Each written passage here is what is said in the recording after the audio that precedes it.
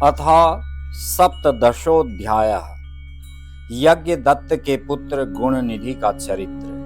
सूत उवाच इत्याकर्ण्यवचस्तस्य ब्रह्मणा स तु नारदः पुनः पप्रच्छ तं नत्वा विनयेन मुनीश्वराः। सूत जी बोले, हे मुनीश्वरों, ब्रह्मा जी की यह बात सुनकर नारद जी ने विनय पूर्वक उन्हें प्रणाम करके पुनः पूछा। नारद उवाच कदा गतो हि कैलासं शंकरो भक्तवत्सलः क्व वा सखित्वं तस्यासीत् कुबेरेण महात्मना। नारद जी बोले, भक्त वत्सल भगवान शंकर कैलाश पर्वत पर कब गए और महात्मा कुबेर के साथ उनकी मैत्री कब हुई। किं चकार हरस्तत्र परिपूर्ण शिवाकृतिः एतत् सर्वं समाचक्ष्व परम कौतूहलं मम। परिपूर्ण मंगल विग्रह महादेव जी ने वहां क्या किया, यह सब मुझे बताइए। इसे सुनने के लिए मुझे बड़ी उत्सुकता है। ब्रह्मोवाच शृणु नारद वक्ष्यामि चरितं शशिमौलिनः यथा जगामा कैलासं सखित्वं धनदस्य च।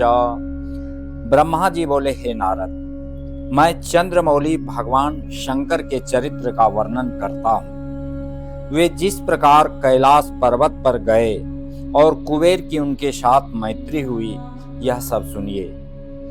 आसीत् काम्पिल्य नगरे सोमयाजी कुलोद्भवः दीक्षितो यज्ञदत्ताख्यो यज्ञ विद्या विशारदः वेद वेदांगवित् प्राज्ञो वेदान्तादिषु दक्षिणः राजमान्योऽथ बहुधा वदान्य कीर्तिभाजनः।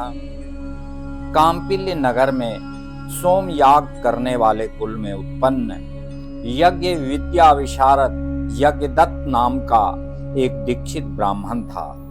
वह वेद वेदांग का ज्ञाता, प्रबुद्ध, वेदांतादि में दक्ष, अनेक राजाओं से सम्मानित, परम उदार और यशस्वी था।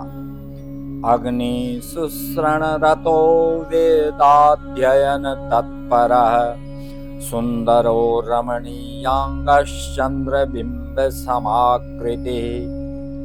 वह अग्निहोत्र आदि कर्मों में सदैव संलग्न रहने वाला, वेदाध्ययन परायण, सुंदर रमणीय अंगों वाला तथा चंद्रबिंब के समान आकृति वाला था। आसीद् गुणनिधिर्नामा दीक्षितस्यास्य वैश्रुतः कृतोपनयना सोष्टो विद्यां जग्राह भूरिशः अथा पित्रा न विज्ञातो द्यूत कर्म रतो भवत्। इस दीक्षित ब्राह्मण के गुणनिधि नाम का एक पुत्र था। उपनयन संस्कार हो जाने के बाद उसने 8 विद्याओं का भली भांति अध्ययन किया, किंतु पिता के अनजान में वह द्यूत कर्म में प्रवृत्त हो गया।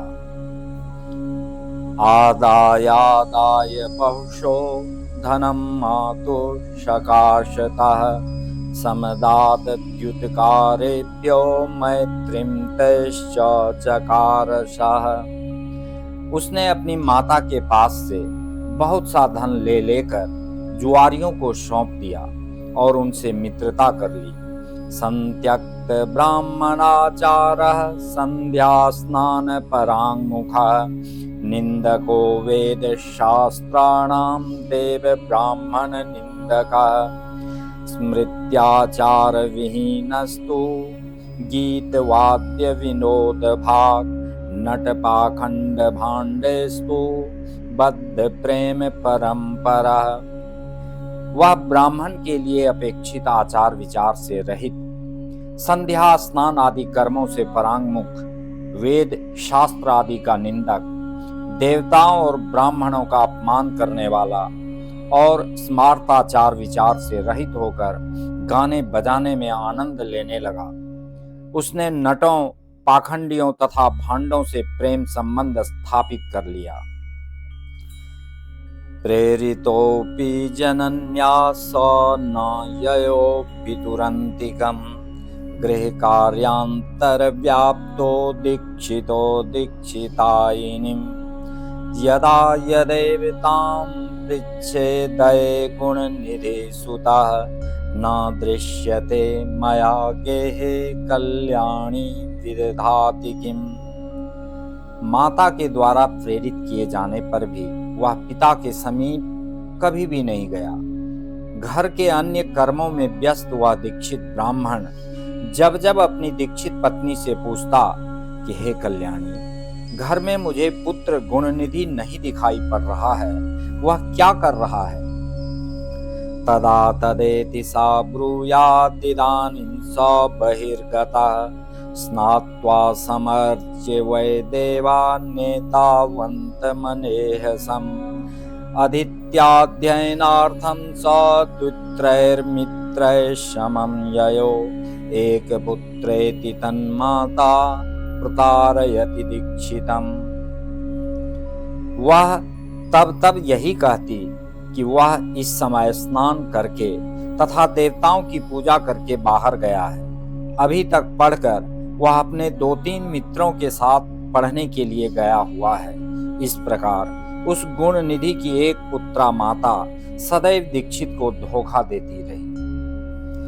न तत्कर्म च तद्वृत्तं किंचिद्वेत्ति स दीक्षिता सर्वं केशान्तकर्मास्य चक्रे वर्षे था षोडशे। वह दीक्षित ब्राह्मण उस पुत्र के कर्म और आचरण को कुछ भी नहीं जान पाता था। 16वें वर्ष में उसने उसके केशांत कर्म आदि सब संस्कार भी कर दिए। अथो स दीक्षितो यज्ञदत्तः पुत्रस्य तस्य च गृह्योक्तेन विधानेन पाणिग्राहमकारयत्। इसके पश्चात उस दीक्षित यज्ञदत्त ने गृह सूत्र में कहे गए विधान के अनुसार अपने उस पुत्र का पाणी ग्रहण संस्कार भी कर दिया। प्रत्यहं तस्य जननी सुतं गुणनिधिं मृदु शास्ति स्नेहार्द्र हृदया ह्युपवेश्य स्म नारद क्रोधनस्ते स्थितनय स महात्मा पितेत्यलं यदि ज्ञास्यति ते वृत्तं त्वां च मां ताडयिष्यति। हे नारद, स्नेह से आर्द्र हृदय वाली उसकी माता पास में बैठाकर मृदु भाषा में उस पुत्र गुण निधि को प्रतिदिन समझाती थी कि हे पुत्र, तुम्हारे महात्मा पिता अत्यंत क्रोधी स्वभाव वाले हैं। यदि वे तुम्हारे आचरण को जान जाएंगे तो तुमको और मुझको भी मारेंगे। आच्छादयामि ते नित्यं पितुरग्रे कुचेष्टितं लोकमान्योऽस्ति ते ताता सदाचारेण वैधनये ब्राह्मणानां धनं ताता सद्विद्या साधु संगमा किमर्थं न करोषि त्वं स्वरुचिं प्रीतमानसः। तुम्हारे पिता के सामने मैं तुम्हारी इस बुराई को नित्य छिपा देती हूँ। तुम्हारे पिता की समाज में प्रतिष्ठा सदाचार से ही है, धन से नहीं। हे पुत्र, ब्राह्मणों का धन तो उत्तम विद्या और सज्जनों का संसर्ग है। तुम प्रसन्न मन होकर अपनी रुचि उनमें क्यों नहीं लगा रहे हो? सत्श्रोत्रियास्ते नुजाना दीक्षिता सोमयाजिनः इति रूढिमिह प्राप्तास्तव पूर्वपितामहा। तुम्हारे पितामह आदि पूर्वज सुयोग्य श्रोत्रिय वेद विद्या में पारंगत विद्वान दीक्षित सोमयाज्ञिक ब्राह्मण हैं। ऐसी लोग प्रसिद्धि को प्राप्त किए थे। त्यक्त्वा दुर्वृत्त संसर्गं साधु संगरतो भव सद्विद्यासु मनो धेहि ब्राह्मणाचारमाचर। अतः तुम दुष्टों की संगति छोड़कर साधुओं की संगति में तत्पर हो, सद्विद्याओं में मन लगाओ और ब्राह्मणोचित सदाचार का पालन करो। तातानुरूपो रूपेण यशसा कुलशीलता ततो न त्रपसे किं न त्यजा दुर्वृत्ततां स्वकाम। तुम रूप से पिता के अनुरूप ही हो, यश कुल और शील से भी उनके अनुरूप बनो। इन कर्मों से तुम लज्जित क्यों नहीं होते हो? अपने बुरे आचरणों को छोड़ दो। ऊनविंशति कोसि त्वमेषा षोडशवार्षिकी एतां संवृणु सद्वृत्तां पितृभक्ति युतो भव। तुम 19 वर्ष के हो गए हो और यह तुम्हारी पत्नी 16 वर्ष की है। इस सदाचारणी का वरण करो, अर्थात इससे मधुर संबंध स्थापित करो और पिता की भक्ति में तत्पर हो जाओ। श्वशुरोऽपि हि ते मान्या सर्वत्र गुणशीलता ततो न त्रपसे किं न त्यजा दुर्वृत्ततां सुता। तुम्हारे श्वशुर भी अपने गुण और शील के कारण सर्वत्र पूजे जाते हैं। हे पुत्र, उन्हें देखकर और उनकी प्रशस्ति को सुनकर भी तुम्हें लज्जा नहीं आती है? अपनी बुरी आदतों को छोड़ दो। मातुलास्ते तुला पुत्र विद्याशील कुलादिभिः तेभ्योऽपि न बिभेषि त्वं शुद्धोऽस्युभयवंशतः। हे पुत्र, तुम्हारे सभी मामा भी विद्याशील तथा कुल आदि से अतुलनीय हैं। तुम उनसे भी नहीं डरते। तुम तो दोनों वंशों से शुद्ध हो। पश्येतान् प्रतिवेश्मस्थान् ब्राह्मणानां कुमारकान् गृहे विशिष्यान् पश्येतान् पितुस्ते विनियोजितान्। तुम इन पड़ोसी ब्राह्मण कुमारों को देखो और अपने घर में ही अपने पिता के इन विनयशील शिष्यों को ही देखो। राजापि श्रोष्यति यदा तव दुश्चेष्टितं सुता श्रद्धां विहाय ते ताते वृत्तिलोपं करिष्यति। हे पुत्र, राजा भी जब तुम्हारे इस दुष्टाचरण को सुनेंगे तो तुम्हारे पिता के प्रति अपनी श्रद्धा त्याग कर उनकी वृत्ति भी समाप्त कर देंगे। बालचेष्टितमेव तद वदन्त्यद्यापि ते जना अनन्तरं हरिष्यन्ति युक्तां दीक्षितामिह। अभी तो लोग यह कह रहे हैं कि यह लड़कपन की दुश्चेष्टा है। इसके पश्चात वे प्राप्त हुई प्रतिष्ठित दीक्षित की उपाधि भी छीन लेंगे। सर्वेऽप्याक्षारयिष्यन्ति तव तातं च मामपि मातुश्चरित्रं तनयो धत्ते दुर्भाषणैरिति। सभी लोग तुम्हारे पिता को और मुझको भी दुष्ट वचनों से धिक्कारेंगे और कहेंगे कि इसकी माता दुष्चरित्रा है, क्योंकि माता के चरित्र को ही पुत्र धारण करता है। पिता पिते न पापीयात् श्रुति स्मृति पथानुगा तदंघ्रिलीन मनसो मम साक्षी महेश्वरः। तुम्हारे पिता पापी नहीं हैं, वे तो श्रुति स्मृतियों के पथ पर अनुगमन करने वाले हैं। उन्हीं के चरणों में मेरा मन लगा रहता है, जिसके साक्षी भगवान सदाशिव हैं। न चर्तुस्नातयापिह मुखं दुष्टस्य वीक्षितम् अहो बलीयान् सविधिर्येन जातो भवानिति। मैंने ऋतु समय में किसी दुष्ट का मुख भी नहीं देखा जिसका तुम्हारे ऊपर प्रभाव पड़ गया हो। अरे, वह विधाता ही बलवान है, जिसके कारण तुम्हारे जैसा पुत्र उत्पन्न हुआ है।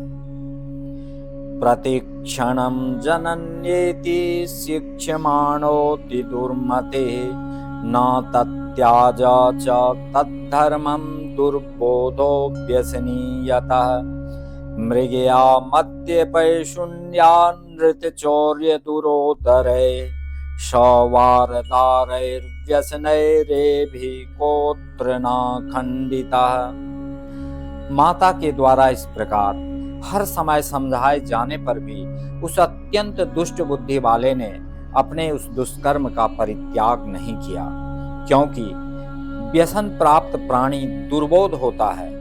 मृगया अर्थात शिकार, मद्य, पैशून्य अर्थात चुगली, असत्य भाषण, चोरी, द्युत और वैश्यागमन आदि इन व्यसनों से कौन खंडित नहीं हो जाता है।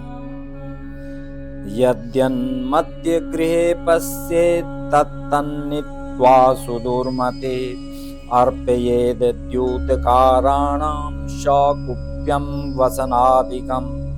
न्यस्तां रत्नमयीं गेहे करस्य पितुरुर्मिकां, चोरयित्वेकदादाय दुरोत्करे अर्पयत्।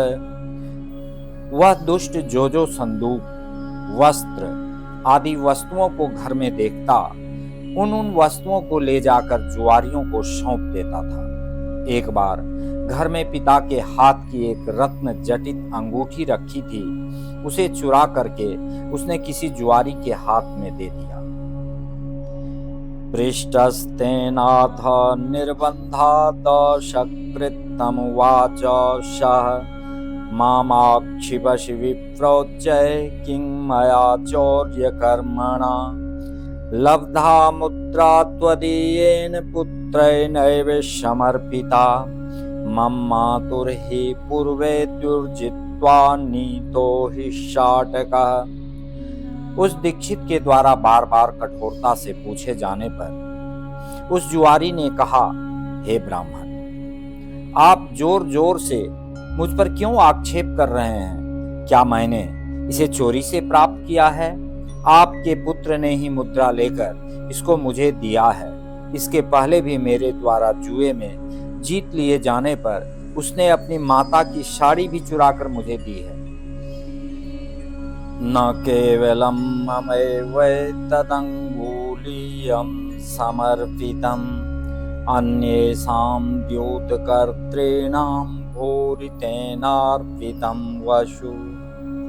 उसने मात्र मुझको ही यह अंगूठी नहीं दी है, अपितु अन्य जुआरियों को भी उसने बहुत सा धन दिया है। रत्नकुप्य दुकूलानि भृंगारप्रभृतीनि च, भाजनानि विचित्राणि कांस्यताम्रमयानि च। रत्नों की संदूक, रेशमी वस्त्र, सोने की झारी आदि वस्तुएं, अच्छे अच्छे कांसे और तांबे के पात्र भी उसने दिए हैं। नग्नीकृत्य प्रतिदिनं पद्यते द्यूतकारिभिः, न तेन सदृशः कश्चिदाक्षिको भूमिमण्डले। अद्यावधि त्वया विप्र दूरोदर शिरोमणि, कथं नाज्ञायितनयो विनया नैकोविदः। जुआरी लोग उसे प्रतिदिन नग्न करके बांधते रहते हैं। इस भूमंडल पर उसके समान कोई दूसरा जुआरी नहीं है। हे विप्र, आज तक आप जुआरियों में अग्रणी और अविनय तथा अनीति में प्रवीण अपने पुत्र को क्यों नहीं जान सके? इति श्रुत्वा त्रपाभार विनम्रतरकन्धरः, प्रावृत्य वाससा मौलिं प्राविशन् निज मंदिरम्। ऐसा सुनकर लज्जा के भार से उस ब्राह्मण का सिर झुक गया और अपने सिर को वस्त्र से ढककर वह अपने घर चला आया। महापति व्रतामस्य पत्नीं प्रोवाच तामथा, सदीक्षितो यज्ञदत्ता श्रोत्रकर्म परायण। तदनंतर वह श्रोत्र कर्म परायण दीक्षित यज्ञदत्त अपनी महान पतिव्रता पत्नी से कहने लगा। यज्ञदत्त उवाच दीक्षितायनि पुत्रास्ति धूर्तो गुणनिधि सुतः अथ तिष्ठतु किं तेन क्व सा मम शुभोर्मिका। यज्ञदत्त बोला, हे दीक्षितायनी, धूर्तपुत्र गुणनिधि कहाँ है? कहीं भी बैठा हो, उससे क्या लाभ है? वह मेरी सुंदर सी अंगूठी कहाँ है? अंगोद्वर्तन काले या त्वया मे अंगुलितो हृता शात्वं रत्नमयीं शीघ्रं तामानीय प्रयच्छ मे। तुमने मेरे शरीर में तैल उबटन आदि लगाने के समय मेरी अंगुली से जिसको निकाल लिया था, उस रत्न जटित अंगूठी को लाकर शीघ्र ही मुझे दो। इति श्रुत्वाथ तद्वाक्यं भीता सा दक्षितायनी प्रोवाच स्नानमध्याह्निं क्रियां निष्पादयन्त्यथा। उसके इस वचन को सुनकर वह दीक्षितायनी भयभीत हो उठी और बोली, इस समय मैं मध्याह्न काल की स्नान क्रियाओं को संपन्न कर रही हूँ। व्यग्रास्मि देव पूजार्थमुपहारादि कर्मणि समयोऽयमतिक्रामे दधीतीनां प्रियातिथे। इदानीमेव पक्वान्नकरन् व्यग्रया मया स्थापिता भाजने क्वापि विस्मृतेति न वेद्म्यहम्। देव पूजा के लिए अर्पित की जाने वाली सामग्रियों को एकत्रित करने में मैं व्याकुल हूँ। हे अतिथि प्रिय, यह अतिथियों का समय कहीं अतिक्रमण न कर जाए, इसलिए मैं भोजन बनाने में व्यस्त हूँ। मैंने किसी पात्र में अंगूठी को रख दिया है, अभी याद नहीं आ रहा है। दीक्षिता उवाच हं हे सत्पुत्र जननी नित्यं सत्य प्रभाषिणी यदा यदा त्वां सम्पृच्छे तनयः क्व गतस्त्विति तदा तदेति त्वं ब्रूयान्नाथेदानीं स निर्गतः अदित्याध्ययनार्थं च द्वित्रैर्मित्रैः सयुग्बैः। दीक्षित बोला, अरे दुष्ट पुत्र को उत्पन्न करने वाली, हे सदा सच बोलने वाली, मैंने जब जब तुमसे यह पूछा कि पुत्र कहाँ गया है, तब तब तूने यही कहा, हे नाथ। अभी पढ़कर वह अपने 2-3 मित्रों के साथ पुनः पढ़ने के लिए बाहर चला गया है। कुतस्ते शाटका पत्नी मांजिष्ठो यो मयार्पिता लंबते यो निशम धामनी तथ्यं ब्रोहि भयं त्यजा। हे पत्नी, तुम्हारी वह मंजीठी रंग की साड़ी कहाँ है जिसको मैंने तुम्हें दिया था, जो घर में रोज टंगी रहती थी? सच सच बताओ, डरो मत। सांप्रतम नेक्ष्यते सोपि भृंगारो मणिमंडिता पट्टसूत्रमयी सापि त्रिपटी या मयार्पिता। मणि जटित वह सोने की झारी भी इस समय नहीं दिखाई दे रही है, और ना तो वह रेशमी दुपट्टा ही दिखाई दे रही है जिसको रखने के लिए मैंने तुम्हें दिया था। क्व दाक्षिणात्यं तत्कांस्यं गौडी ताम्रघटी क्व सा नागदंतमयी सा क्व सुख कौतुक मंचिका। दक्षिण देश में बनने वाला वह कांसे का पात्र और गौड़ देश में बनने वाली वह तांबे की घटी कहाँ है? हाथी दांत से बनी हुई वह सुख देने वाली मच्छियां कहाँ हैं? क्व सा पर्वत देशीया चंद्रकांतिरिवाद्भुता दीपक व्यग्रहस्ताग्रालंकृता शाल भंजिका। पर्वतीय क्षेत्रों में पाए जाने वाली चंद्रकांत मणि के समान अद्भुत हाथ में दीपक लिए वह श्रृंगार युक्त शाल भंजिका कहाँ है? किं बहुक्तेन कुलजे तुभ्यं कुप्याम्यहं वृथा तदाभ्यवहरिष्येऽहमुपयंस्याम्यहं यदा। अधिक कहने से लाभ ही क्या, हे कुलजे, मैं तुझ पर व्यर्थ ही क्रोध कर रहा हूँ। अब तो मेरा भोजन तभी होगा जब मैं दूसरा विवाह कर लूंगा। अनपत्योऽस्मि तेनाहं तुष्टेन कुलदूषिणा, उत्तिष्ठानाय पार्थस्त्वं च तस्मै दद्यां तिलांजलिम। कुल को दूषित करने वाले उस दुष्ट के रहते हुए भी अब मैं निसंतान हूँ। उठो और जल लाओ, मैं उसे तिलांजलि देता हूँ। स्नात्वा नित्यविधिं कृत्वा तस्मिन्नेवाह्निकस्यचित्, श्रोत्रयस्य सुतां प्राप्य पाणिं जग्राह दीक्षितः। तदनंतर उस दीक्षित ब्राह्मण ने स्नान करके, अपनी नित्य क्रिया संपन्न करके, उसी दिन किसी श्रोत्रिय ब्राह्मण की कन्या को प्राप्त करके उसके साथ विवाह कर लिया।